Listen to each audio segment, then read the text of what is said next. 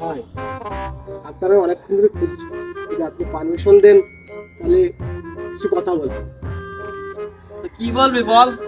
ভাই সত্যি কথা বলতে আপনার বোনকে আমি খুব ভালোবাসি, বিয়ে করতে চাই। ভালোবাসো, বিয়ে করবা, সবই তো ঠিক আছে, তা তুমি কি করো? ভাই আমি সিভিল ইঞ্জিনিয়ার। ও, তুমি সেই ছেলে যে রাত দিকে ভিডিও কলে কথা বলো?